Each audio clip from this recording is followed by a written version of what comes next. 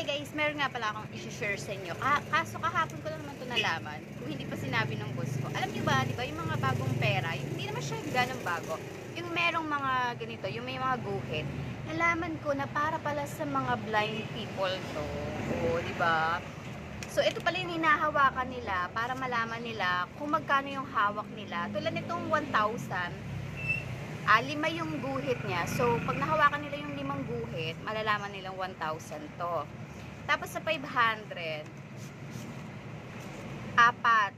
Apat sa 500, sa 200, tatlo. Tapos sa 100, dalawa. Tapos sa 50, isa, diba?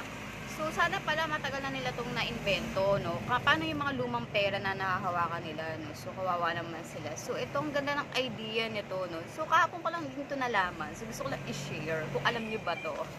Ayan, no? Para pag hinawakan